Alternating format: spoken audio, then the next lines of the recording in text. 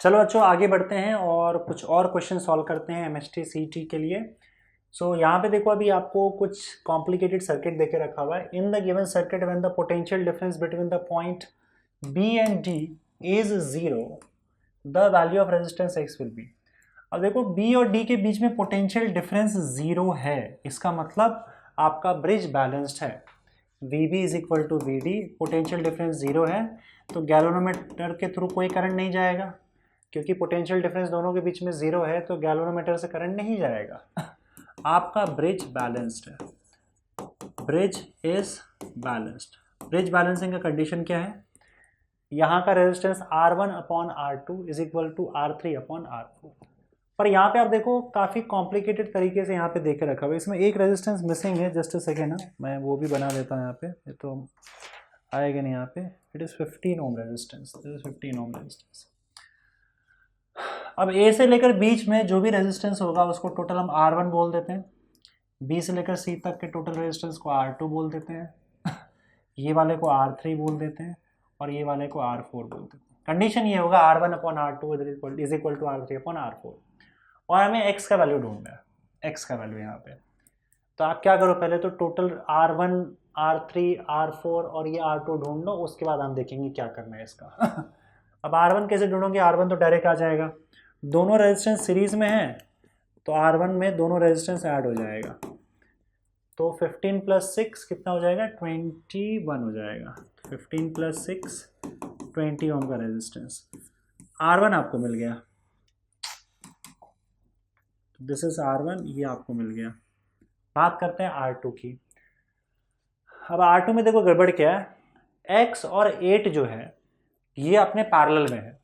तो पैरेलल में कैसा होता है? R1 R2 अपन R1 प्लस R2, तो X इंटू 8 या 8 into x upon 8 plus x, ऐसा हो जाएगा। तो ये दोनों पैरेलल में जोड़ दिया और वो फिर 3 के साथ, ये जो 3 दिख रहा है उसके साथ सीरीज में है, तो ये रेजिस्टेंस 3 के साथ सीरीज में डायरेक्टली ऐड हो जाता है, तो 3 में ऐड कर दो।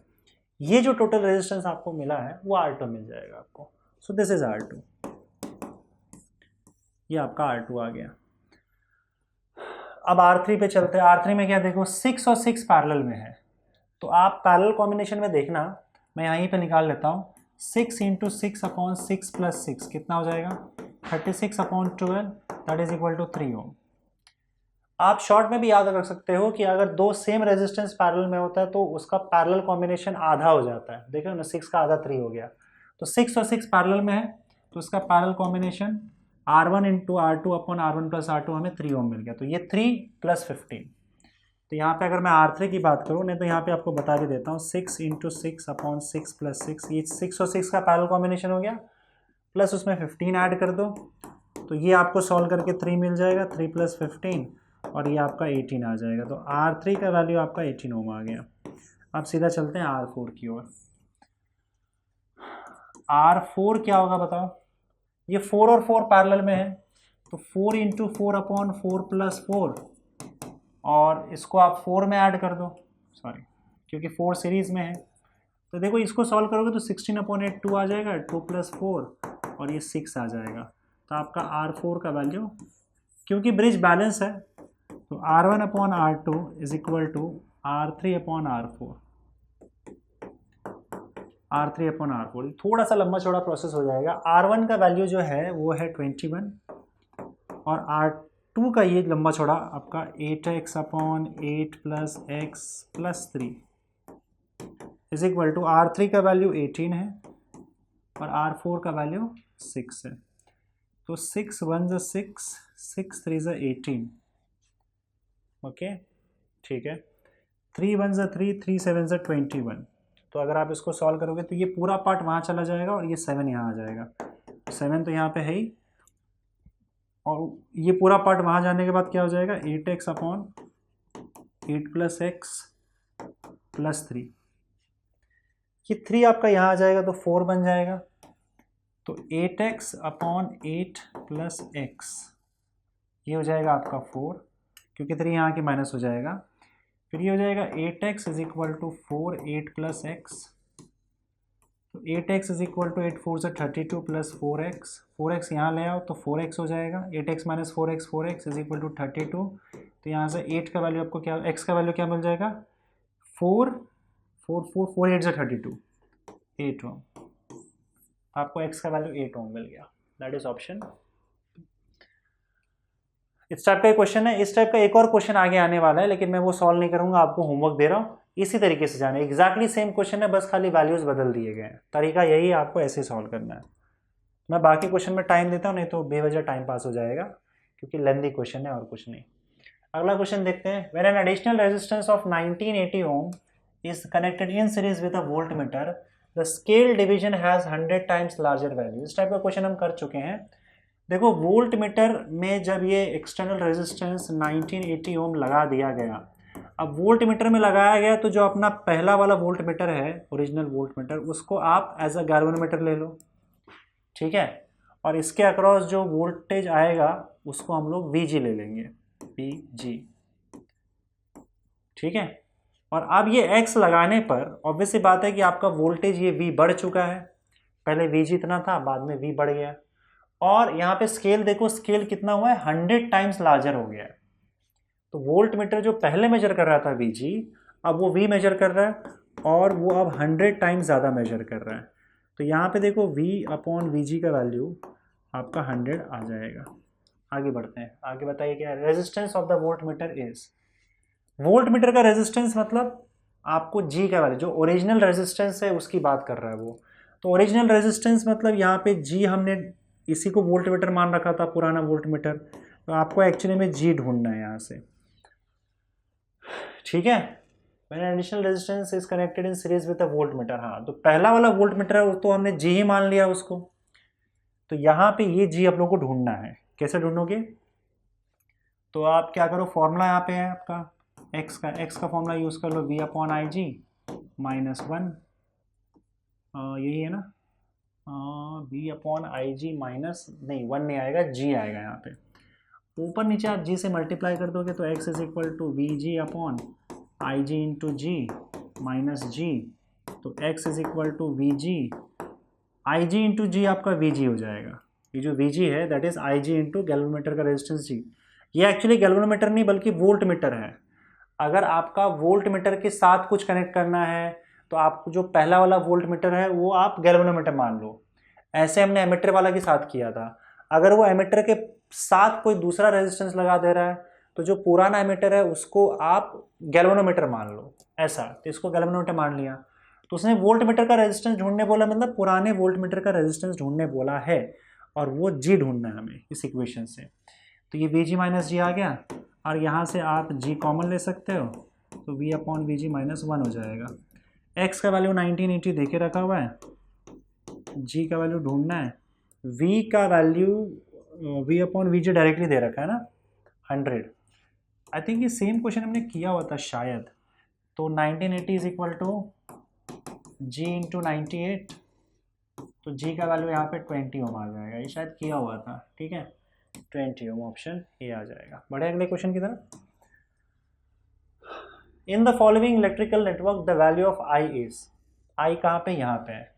तो बस जोड़ते चले जाओ और कुछ नहीं, किरचॉफ्स लॉ लगाते चले जाओ। 1 आया, 2 आया, 3 आया, टोटल 3 प्लस 2 5, 5 प्लस 1 6, तो तीनों मिला के 6 एम्पियर करंट यहाँ आ गया। अब इस 6 में से 1.2 चला गया, तो बचा क्या, 6 माइनस 1.2 कितना हो जाएगा, 4.6। तो 4.6 करंट बच गया यहाँ पे। जो नहीं दिया हुआ मैं नीले से बना रहा हूँ, ब्लू से बना रहा हूँ। 4.6 में से 4.6 यहाँ पे आया, 4.6 में देखो 0.8 और ऐड हो गया। तो 4.6 में अगर 0.8 और ऐड कर दोगे, 8 6 14 और ये 5.4 हो जाएगा। तो यहाँ तक आते आते इस पॉइंट तक आपका 5.4 हो गया। This current is 5.4। उस 5.4 में से आपका 0.5 चला गया, तो इस 5.4 में से 0.5 भेज दो तो कितना हो जाएगा, 4.9 बचेगा। और ये जो 4.9 बचा है उसमें से भी 1.7 चला गया। अब इसमें से भी अगर 1.7 चला जाएगा तो बचेगा क्या, 3.2, और 3.2 यहाँ पे आ जाएगा आपका लास्ट में। 3.2 has to be the answer. यार यहाँ पे 3.4 दिया हुआ है, कहीं कुछ मिस्टेक किया है क्या? चलो वापस चेक कर लेते हैं। 3 2 5 + 1 6, 6 में से 1.2 गया तो बचेगा आपका 4.6, 4.6 आगे जाएगा, उसमें 0.8 और आ जाएगा तो ये 5.4 हो जाएगा। अच्छा 5.4 आगे जा रहा है, 5.4 में से 0.5 चला गया उधर, 0.5 चला गया तो ये आ जाएगा 4.9। यस 4.9 में से 5.4 में से 0.5 चला गया, 14 में से 5 गया तो 9, 4.9, 4.9 में से 1.7 और गया तो ये हो जाएगा आपका 3.2, 3.2 आ रहा है। 3.4 कैसे आ सकता है? गड़बड़ है कुछ इसके अंदर, कुछ तो गड़बड़ है भाई। एक बार चेक कर लेता हूँ मैं बच्चों, क्वेश्चन सही है क्या? क्या करके रखा हुआ है भाई? देखो 1 एम्पियर करंट है यहाँ पे 2 एम्पियर है, यहाँ पे 3 एम्पियर है, ये टोटल ठीक है 6 हो जाएगा। उधर 1.2 गया, यहाँ पे 0.8 आ रहा है और वहाँ पे 0.5 जा रहा है, बराबर है। तो कहाँ से इनको 3.4 आ गया? ये समझ नहीं आ रहा है। 4.8 यहाँ पे भी आया है। अच्छा 6 - 1.2, 4.6 नहीं 4.8 होता है। भगवान क्या कैलकुलेशन है मेरा यार, इसीलिए बार बार मैं कैलकुलेटर यूज़ करता हूँ, सॉरी। 6 - 1.2 4.8 आ रहा है, एक्सट्रीमली सॉरी। 4.8 4.8 आ जाएगा तो ये आपका 4.8 यहाँ पे, ये 4.8 आएगा, यही मिस्टेक कर रहा था मैं। 4.8 में 0.8 और ऐड कर दो तो 5.6 हो जाएगा ये, 5.6 सॉरी। अब इस 5.6 में से अगर 0.5 चला गया तो आई थिंक 5.1 बचेगा, तो यहाँ पे 5.1 बचेगा। इस 5 में से 1.7 और चला गया तो 5.1 - 1.7 कितना होगा? 11 में से 4 और 4 में से 1 गया तो 3, 3.4, तो फाइनली यहाँ पे 3.4 बचेगा। कैलकुलेशन में मिस्टेक था, ऑप्शन ए आ जाएगा आंसर। चलिए आगे बढ़ते हैं। In a meter bridge experiment, when a resistance R1 is connected in left gap and X in the right gap, null point is obtained at 36 centimetre. पहले बना लेते हैं फटाफट इसको, टाइम का गड़बड़ नहीं है ना। हाँ, रेजिस्टेंस R1 को कनेक्ट किया है लेफ्ट गैप में और X को कनेक्ट किया है आपके राइट गैप में, X को कनेक्ट कर दिया राइट गैप में। Null point is obtained at 36 centimetre from the left, तो ये 36 सेंटीमीटर बचा, ये 64 सेंटीमीटर, 64 यस या 64 सेंटीमीटर यहाँ पे और 36 यहाँ पे, नल पॉइंट यहाँ पे। तो फिर तो यहाँ पे डायरेक्टली लिख देते हैं R1/X इज इक्वल टू 36/64। आगे बताइए भाई। With resistance R2 in the left gap and same resistance X in the right gap, null point is obtained at midpoint of the meter scale। अब उसके बाद वो क्या बोल रहा है कि अगर सपोज करो, यहाँ पे लिख लूँ मैं, यहाँ पे अगर सपोज करो R2 रख दिया गया और यहाँ पे सेम वो X रख दिया गया, तो हमारे पास जो नल पॉइंट आ रहा है वो कुछ इस तरीके से आ रहा है कि आपका बीचों बीच आ रहा है, बीचों बीच आ रहा है, मतलब 50-50। तो R2/X will be equal to 50/50। इसका मतलब 1, इसका मतलब R2 is equal to X। अगर R2 is equal to X है तो आगे देखते हैं और क्या बोल रहा है, और कुछ है। If R1 and R2 are connected in parallel in left gap, अरे भगवान, चलो ठीक है, इस काम करो, लास्ट में ढूंढना क्या पहले वो देख लेते हैं। Null point obtained at distance from left end is nearly। अब आपको चलो थर्ड थिंग क्या बोला गया है वो देख लेते हैं। अगर R1 और R2 are connected in parallel in left gap and still the resistance X in the right gap, null point obtained at the distance from the left end is। अब यहाँ पे थर्ड केस में R1 और R2 parallel में डाल दिया गया, right. Are connected in parallel left gap, R1 third case है, R2 और राइट गैप में आपको X ही डाला गया है। अब मेरे हिसाब से X डालने का मतलब होता है कि आपका R2 डाल दिया है। खैर ठीक है, चलिए देखते हैं। अब इसका नल पॉइंट क्या आएगा वो ढूंढना है हमें। तो इसका नल पॉइंट हम लोग L मान लेते हैं, ये L है, तो यहाँ पे 100 माइनस L हो जाएगा इस पॉइंट पे। तो पहले एक काम करते हैं, इसको कैलकुलेट कर लेते हैं। यहाँ पे देखो R1 R2 पैरेलल में है, तो पैरेलल में क्या होता है, R1 R2 upon R1 plus R2, ये टोटल रेजिस्टेंस यहाँ का हो गया, upon X is equal to L upon 100 minus L upon 100 minus, ठीक है। अब देखिए X का वैल्यू R2 है, तो X का वैल्यू R2 डाल दो, तो R1 R2 upon R1 plus R2 upon R2 is equal to L upon 100 minus L। तो R2 आपका कैंसिल आउट हो जाएगा। थोड़ा सा पीछे क्वेश्चन लग रहा है। अब आपका क्या आ गया, R1, नहीं एक काम करो यार, R1 अपॉन X का वैल्यू दिया हुआ है तो चलो ठीक है, चलेगा, नो प्रॉब्लम। नाउ सही, R1 upon R1 plus R2 is equal to L upon 100 minus L। ना देखो R1 का वैल्यू आप क्या लिख सकते हो, 36 अपॉन 64x। ध्यान से, R1 का वैल्यू 36, इधर लिख देता हूं मैं, R1 का वैल्यू जो है 36 अपॉन 64x ले सकते हैं, 36 अपॉन 64x, ये हो गया R1 का वैल्यू 36 अपॉन 64x। और यहाँ पे फिर से R1 का value 36 upon 64x plus R2 का वैल्यू x, मतलब सबको x के टर्म्स में डाल दो। अब आ जाएगा आपके पास एक ही वेरिएबल बचेगा, ये क्या हो जाएगा बताओ, 36x upon 64 upon 36 plus 64 x upon 64, समझ गए ना, 36x plus 64x, 36 plus 64x upon 64 गया, x और x भी गया, L अपॉन 100 माइनस L। तो यहाँ से आप देखोगे तो 36 अपॉन 100 आ जाएगा, 36 upon 100 is equal to L upon 100 minus L। तो यहाँ से अब आपको मेरे हिसाब से कैलकुलेट कर लेना चाहिए।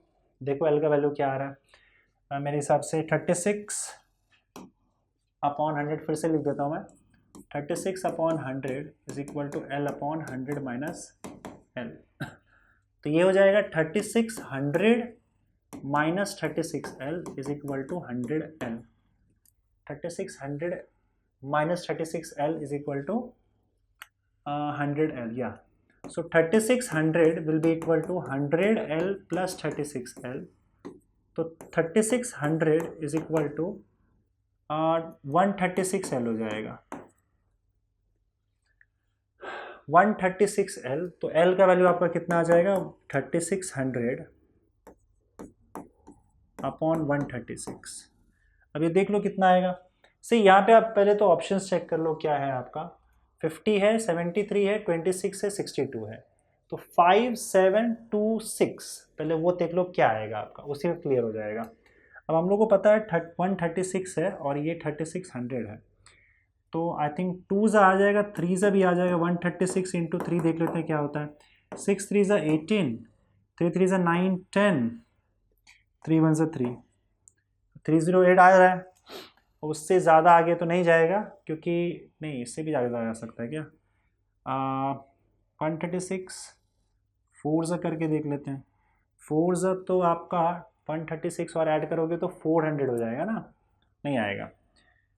तो 136 आई थिंक इंटू 3 आ रहा था ना, 6 3 ज़ा 18, 3 ज़ा 9 10, 3 1 ज़ा 3, 308। अब इसमें फिर 136 ऐड करोगे तो ये 400 पार कर जाएगा। इसका मतलब यहाँ पे 3 और उसके आगे समथिंग आएगा। तो आपका 3 में क्या आ रहा है, यहाँ पे कुछ नहीं आ रहा है, ये कैसे आ रहा है, मैं क्या कर रहा हूँ मैं, 36 divided by 136, 36 divided by 136, 136 into 3 308। रुको यार, कैलकुलेशन मेरा बड़ा घटिया है भाई, संभाल लेना तुम, मैं कैलकुलेटर से करके देख लेता हूँ कहीं कुछ मिस्टेक तो नहीं किया है। 3600 divided by 136, this is giving me 20। ये कैसे आ गया यार? 136 इंटू 3, 6 3 ज़ा 18, 3 3 ज़ा 9 1 10, 3 1 ज़ा 3, अच्छा 4 हो जा रहा है यहाँ पे। हाँ 136 इंटू 2 ही जा रहा है, 2 से ही आ रहा है, तो 2 उसके आगे कुछ आएगा और 2 हमारा किस में आ रहा है, मतलब सॉल्व करोगे तो 26.5 आ जाएगा मेरे कहने का मतलब। कैलकुलेशन देख लेना 26.5। तो देखो आपका पहला 2 भी आ गया, तो भी आपको आगे सॉल्व करने की ज़रूरत नहीं है क्योंकि गैप बहुत ज़्यादा है। 2 है, 6 है, 7 है, 5 है। तो इस केस में अगर आपका 2 भी पहले आ गया तो आंसर आपका आ जाएगा 26.5 सेंटीमीटर। बस यही चेक करना था, मैं गड़बड़ कर रहा था यहाँ पे। 136 इंटू 3 जो है वो 400 पे चला जा रहा है ना, जबकि हमको 360 के नीचे ही चाहिए, तो इंटू 2 करना पड़ेगा। तो इस हिसाब से आपका 26.5 आंसर आ जाएगा। चलिए आगे बढ़ते हैं बच्चों अगले क्वेश्चन की तरफ। Same as solve previously. देखो ये क्वेश्चन मैं ऑलरेडी सॉल्व कर चुका हूँ, कैसे करना है क्या करना है उसको आप वापस देख लेना, अगर नहीं समझे तो। सिर्फ नंबर बदला, क्वेश्चन सेम है, ठीक है। आगे बढ़ते हैं अगले क्वेश्चन की तरफ। देखो ये बड़े सिंपल तरीके से हो जाएगा, इस टाइप के क्वेश्चन भी हम सॉल्व कर चुके हैं। जंक्शन लॉ यूज करना होता है, वैल्यू ऑफ करंट आई ढूंढना है आपको, तो जितना आएगा उतना जाएगा। या फिर आप एक काम करो, किरचॉफ्स लॉ यूज कर लो। देखो करंट आई आ रहा है ना, तो आई पॉजिटिव होगा, 0.2 भी आ रहा है वो भी पॉजिटिव होगा, 0.4 भी आ रहा है वो भी पॉजिटिव होगा, 0.8 जा रहा है -0.8, 0.5 जा रहा है -0.5, टोटल मिला के 0 कर दो। तो i plus 0.6 minus 1.3 is equal to 0। तो i इज इक्वल टू 1.3 वहाँ चला जाएगा, 1.3 माइनस 0.6, तो i का वैल्यू आपका कितना आ जाएगा, 7 6 13, 0.7 एम्पियर। सिंपल, तो 0.7 एम्पियर आपका ऑप्शन सी है, राइट। चलिए आगे बढ़ते हैं। अच्छा अब ये आगे कुछ क्वेश्चंस है बच्चों यहाँ पे जो टाइप नहीं हुए थे, तो मैंने कुछ लिख के क्वेश्चन मुझे लगे जो इंपॉर्टेंट क्वेश्चन है यहाँ वहाँ से देख के, कुछ प्रीवियस ईयर से क्वेश्चन देख के मैंने यहाँ पे लिख दिए हैं, लिख के उसको मैं सॉल्व कर रहा हूँ मैं, क्योंकि टाइप करने का फिलहाल टाइम नहीं मिला।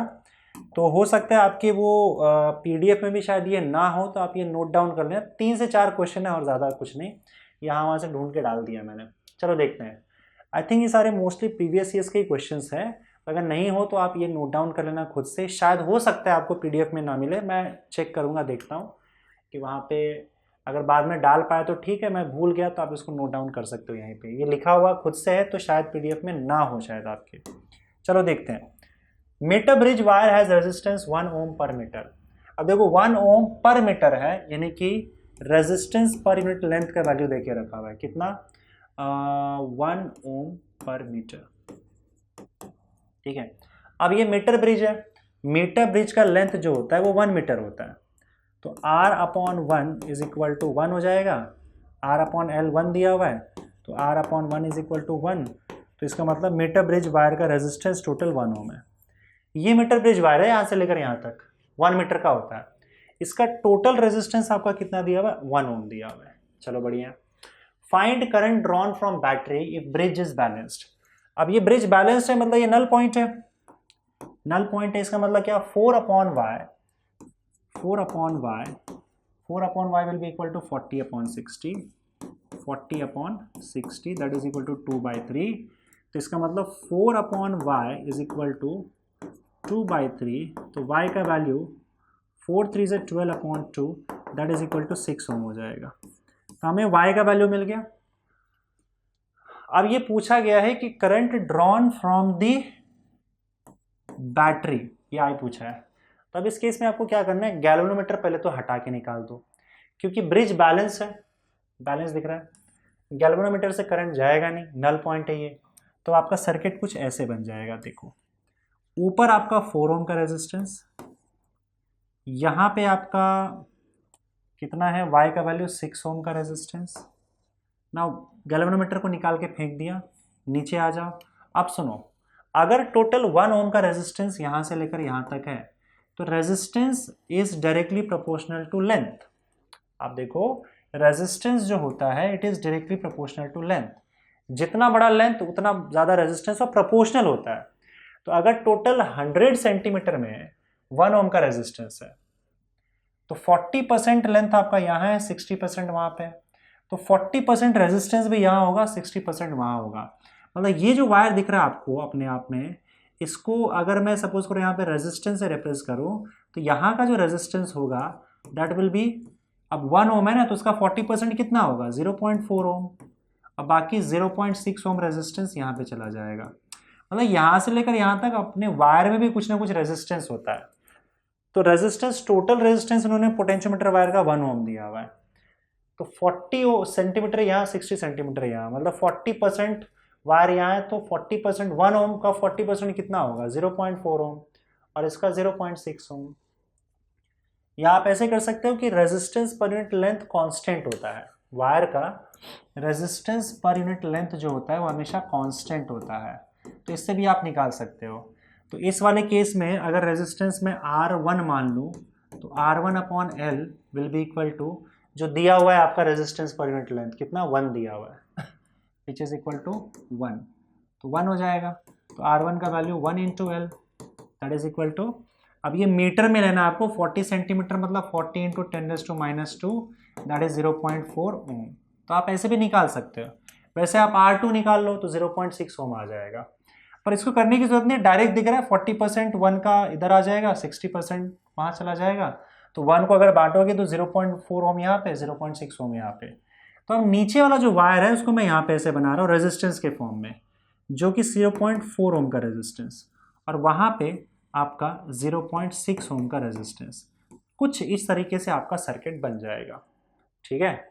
और उसके बाद फिर यहाँ पे बैटरी लगा के रखा हुआ है, कितना 6 वोल्ट की बैटरी लगा के रखी है। तो आपको सबसे पहला काम क्या करना है, इसका टोटल कॉम्बिनेशन का रेजिस्टेंस निकाल लेना है, और उसके बाद फिर लास्ट में V = IR लगा देंगे, वो बात की बात है। पहले आप टोटल कॉम्बिनेशन में कितना रेजिस्टेंस होगा वो निकालो। अब देखो यहाँ पे ऊपर में तो सीधा 6 + 4 10 हो जाएगा, ये टोटल मिला के 10 ओम हो जाएगा, ये टोटल नीचे मिला के 1 ओम हो जाएगा।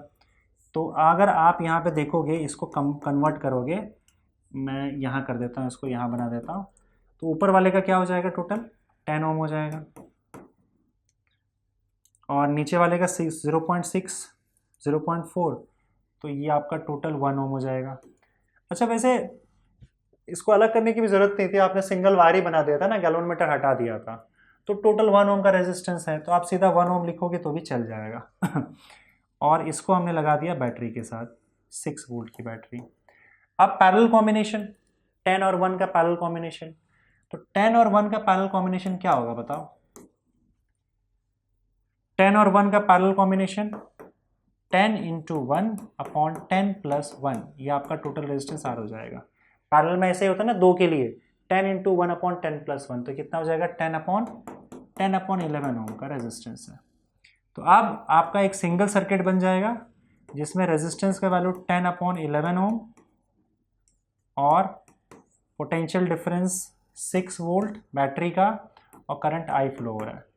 तो करंट का फॉर्मूला सीधा यूज कर लो, I = V/R, V 6 है, R 10/11 है, 11 ऊपर चला जाएगा, 6 × 11/10, तो 66 यानी कि 6.6 एम्पियर करंट जा रहा है, 6.6 एम्पियर, 0.66 0.66 होगा क्या, 6.6 आ रहा है। बच्चों क्वेश्चन मैंने चेक किया, उसका पीछे सोल्यूशन देखा तो उन्होंने ये वाला वैल्यू अलग ले रखा है, क्वेश्चन में ये दे रखा है, उन्होंने पर सेंटीमीटर ले रखा है, तो मेरे हिसाब से इसके हिसाब से तो आपका यही आंसर आएगा। और ऑप्शन मैं यहाँ पे बदल देता हूँ, 0.4 या 4.4 सॉरी 4.4 6.6, क्योंकि इस वैल्यू के हिसाब से आपका यही आंसर आना चाहिए। अब उनके हिसाब से देखो क्या किया, मैं आपको बता देता हूँ। अगर ऑप्शन, वो क्वेश्चन जो होगा उसमें एक्चुअली वैल्यू क्या लेके रखा हुआ है आपका, जो रेजिस्टेंस है वो 1 ओम सेंटीमीटर इनवर्स डाल दिया है, मतलब रेजिस्टेंस पर यूनिट लेंथ का वैल्यू जो है वो 1 ओम पर सेंटीमीटर डाल दिया। अब पर सेंटीमीटर डाल दिया, इसका मतलब गड़बड़ है यहाँ पे। अब तो अब टोटल रेजिस्टेंस क्या हो जाएगा बताओ, R = 1, आपको लेंथ सेंटीमीटर में लेना है क्योंकि यहाँ पे पर सेंटीमीटर दिया है ना, तो अब टोटल लेंथ 100 सेंटीमीटर होता है, सेंटीमीटर के टर्म्स में देखा जाए तो आर इज इक्वल टू क्या हो जाएगा, R by L is equal to 1 centimetre में, तो R is equal to L that is equal to 100 ohm. तो अब टोटल रेजिस्टेंस 100 ओम हो गया। ठीक है, ये करेक्शन है, करेक्शन के बाद मतलब अगर वैल्यू ये दे के रखा है आपका 1 ओम पर सेंटीमीटर, तो एक्चुअली में उस हिसाब से आर 1 ओम के बजाय आपका क्या हो जाएगा, आर 100 ओम हो जाएगा। ऐसे केस में आप देखोगे तो ये रेजिस्टेंस ऊपर का और नीचे का रेजिस्टेंस, तो यहाँ पे आप देखोगे तो ऊपर 4 और y का वैल्यू 6 आया था, तो आपका 4 और 6 था, तो यहाँ पे 4 ओम और 6 ओम हो जाएगा। अब वायर का टोटल रेजिस्टेंस 100 ओम है, ना कि 1 ओम है। तो अगर 100 ओम है, पूरे वायर का रेजिस्टेंस 100 ओम है, 40 और 60 में बांटोगे 40% 40 ओम हो जाएगा, 60% 60 हो जाएगा। तो एक्चुअली में यहाँ पे 40 ओम और 60 ओम अब ऐसे आ जाएगा, ये सर्किट बन जाएगा। तो उसी तरीके से सर्किट को सॉल्व करोगे जिस तरीके से हमने किया यहाँ पे, तो 0.4 प्लस 0.6 नीचे 1 आ जा रहा है, तो वहाँ पे क्या आ जाएगा बताओ, ऊपर तो वही है, ऊपर आपका क्या है, टोटल रेजिस्टेंस 10 ओम और नीचे आपका टोटल 100 हो जाएगा, है ना। अब बस वही बैटरी लगा दिया 6 वोल्ट का। तो इसको सॉल्व करोगे तो आपको इसका आंसर जो है वो 0.66 एम्पियर आ जाएगा, वही ऑप्शन में दिया हुआ था। तो ये वैल्यू थोड़ा सा गड़बड़ कर दिया था और कुछ नहीं। ठीक है, चलते हैं अगले क्वेश्चन की तरफ। अब देखो यहाँ पे क्या है, थोड़ा सा ये भी अजीब क्वेश्चन है। Current drawn from the battery, again ये करंट ढूंढना है आपको। जैसे करंट ढूंढने बोला, आपको इसको एक सिंगल रेजिस्टेंस से रिप्लेस करना है, इसका टोटल इक्विवेलेंट रेजिस्टेंस निकाल लेना है। यहाँ पे देखो कैसा है बच्चों की 1 2 3 4 5 रेजिस्टेंसेस ऐसे कॉम्प्लिकेटेड तरीके से लगे हुए हैं। ठीक है, यहाँ पे 2 जंक्शन पॉइंट दिख रहा है आपको, तो मैं इसको नाम दे देता हूँ A B C D, नहीं D, ये E ले लेते हैं।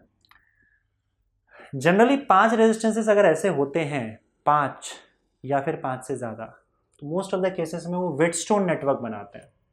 तो व्हीटस्टोन नेटवर्क बनाएगा तो आप पहले से ही आप क्या करो, ये 5 इस तरीके से कोना बना के रख लो। ठीक है, वो 5 कोने क्या हो सकते हैं देखो A B C, तो यहाँ पे मैं A लिख देता हूँ, ये B लिख देता हूँ, और उसके बाद फिर C, और उसके बाद फिर आपका देखो 5 कोने कौन से हो सकते हैं, 1 2 3 4 5, तो यहाँ पे A B C D, और ये 5 पार्ट देखो, ये D और C के बीच में, B और C के बीच में E मिसिंग लग रहा है ना, यहाँ पे कहीं E भी होगा, नहीं वैसे ये तो दोनों सेम चीज़ है, ए ही हो गया। देखो ये तो इसी से कनेक्टेड है ना, तो आपका ये पूरा ही ए हो जाएगा, हाँ ऐसा मान लो, क्योंकि सेम कनेक्शन है, एक ही पॉइंट से कनेक्टेड है, तो ये ए हो जाएगा आपका। ए बी सी डी 4 काफ़ी। अब देखो ए और बी के बीच में आपका 3 ओम है, तो ए और बी के बीच में 3 ओम लगा दो। फिर बी और सी के बीच में आपका 5 ओम है, तो बी और सी के बीच में 5 ओम लगा दो। उसके बाद C और E के बीच में 2 ओम है, तो C और E, अब ये E कहाँ चला गया, तो एक काम करते हैं, आप एक काम करो, यहाँ पे D गायब है ना, D नहीं लिखा हम लोगों ने, इसको D लिख देते हैं, सॉरी, वहाँ पे हमने D लिया है, यहाँ पे D लिखा ही नहीं है। तो C और D के बीच में 2 ओम है, मतलब 4 पॉइंट फट से बना दो, यहाँ पे सारे नाम दे दो, और जो नाम यहाँ पे दिया है ना A B C D, वही 4 पॉइंट्स यहाँ बना देना है। अब C और D के बीच में 2 ओम लगा हुआ है, तो C और D के बीच में 2 ओम लगा हुआ है।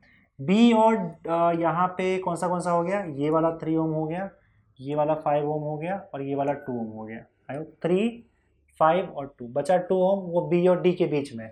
सारे रेजिस्टेंस को बना दो आप, बी और डी के बीच में 2 ओम है, ये वाला भी हो गया, और लास्ट वाला 3 ओम बचा हुआ है, वो ए और सी के बीच में है, तो ए और सी के बीच में आपका ये वाला 3 ओम रेजिस्टेंस हो गया।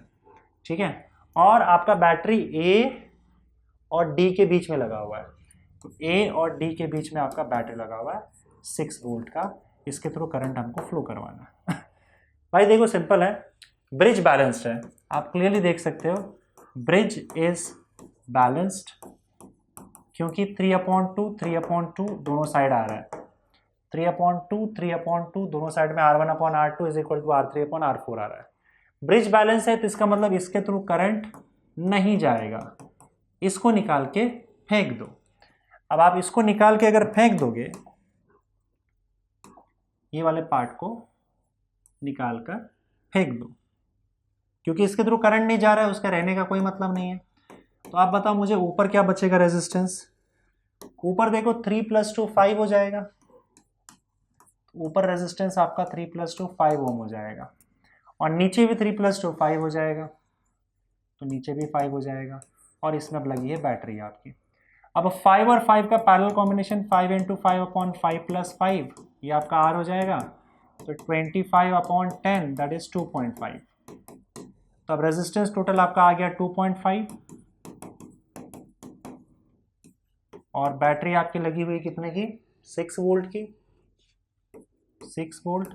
Current I is equal to V/R होता है, 6/2.5 हो जाएगा। अब 6/2.5 कितना होगा बताओ? 6 / 2.5 विल गिव यू 2.4। इसका आंसर आपका 2.4 आ जाएगा।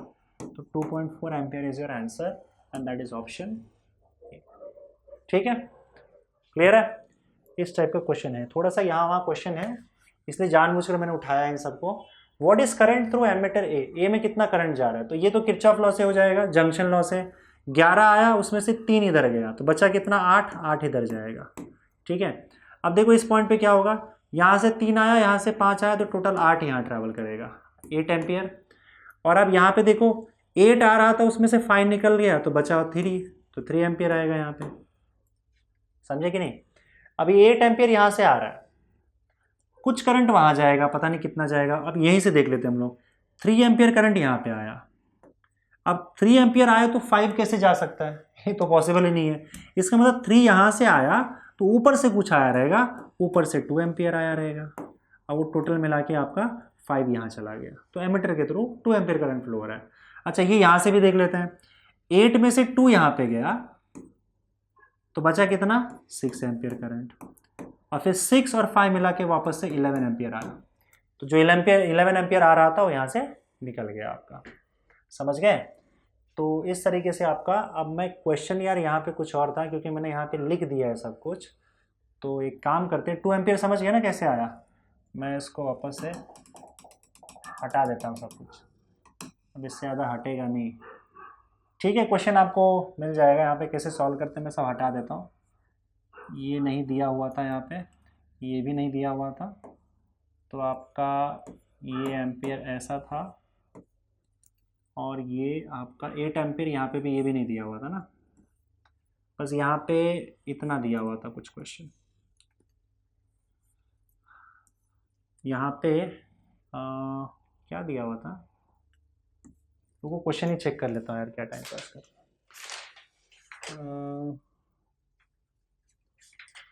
Just a second.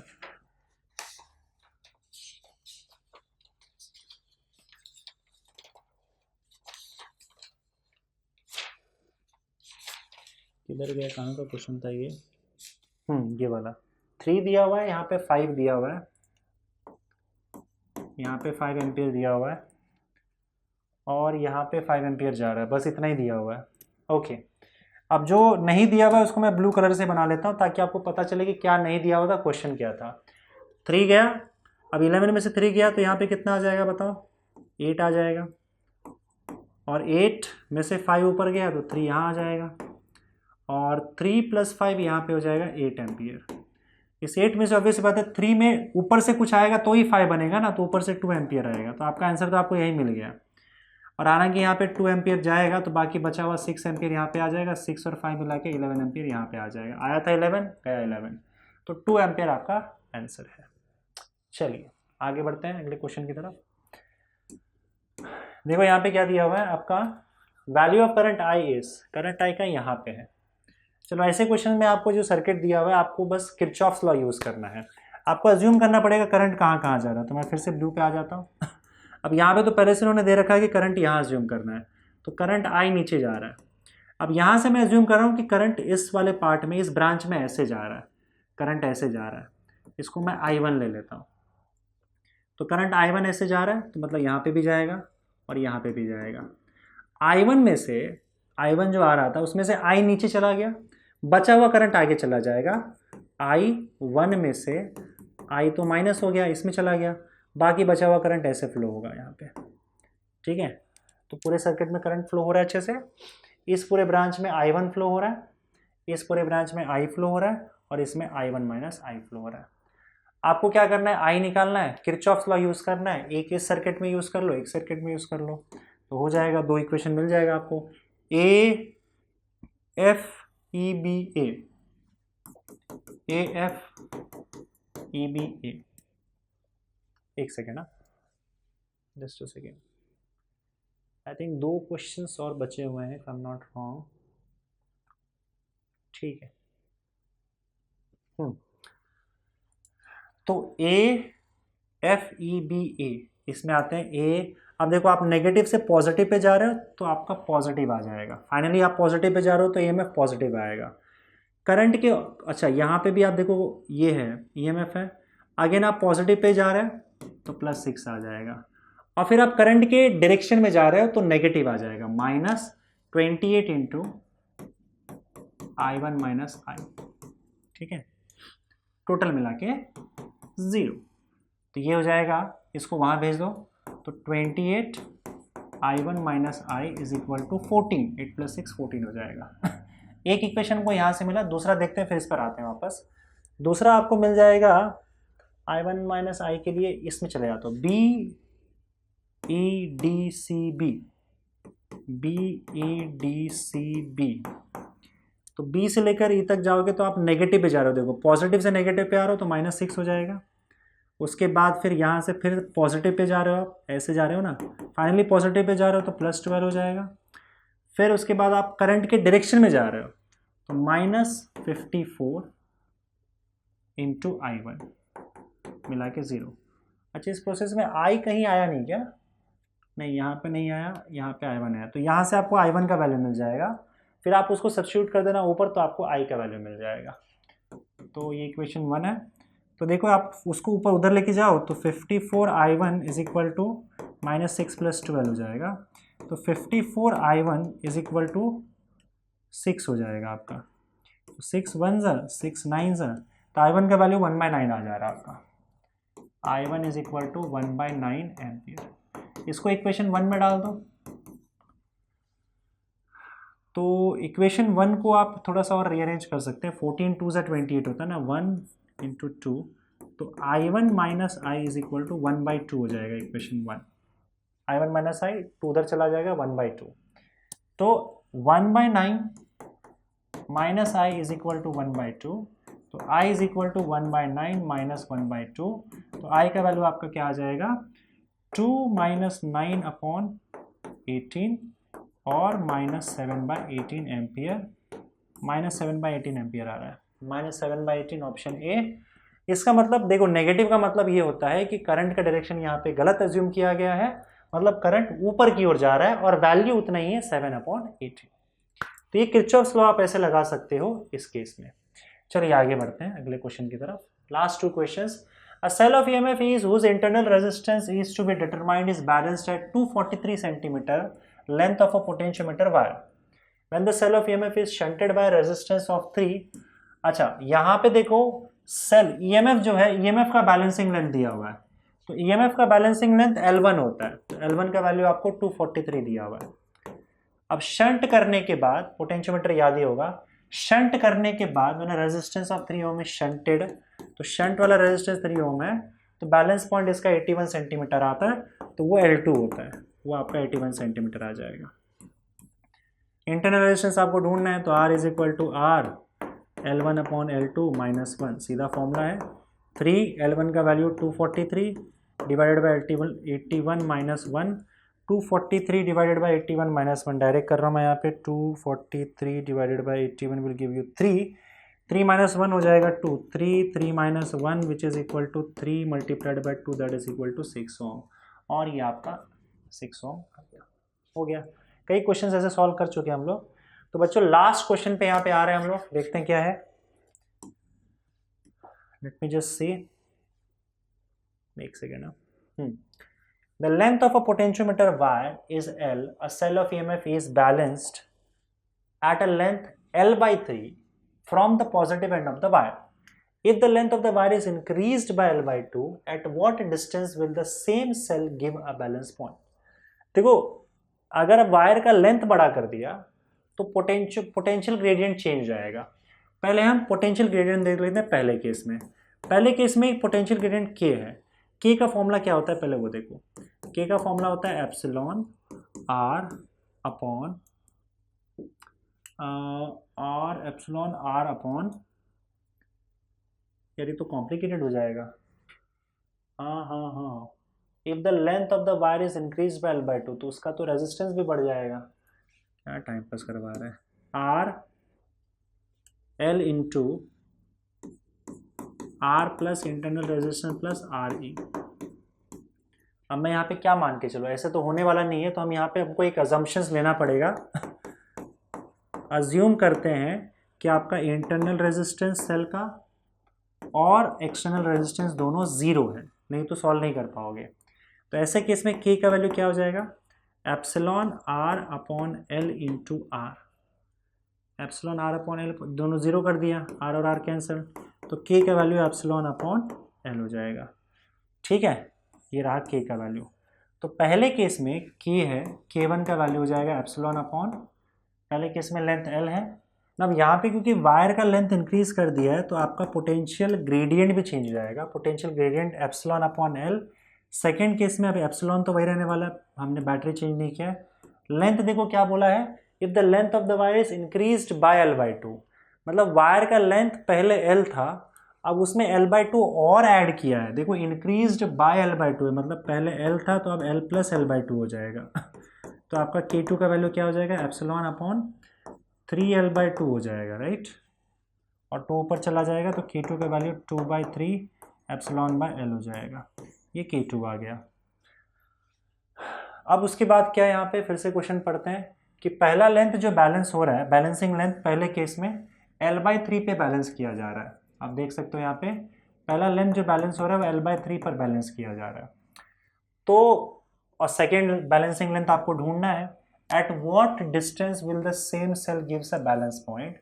जब उसका लेंथ इंक्रीज कर दिया गया, मतलब L2 आपको ढूंढना है.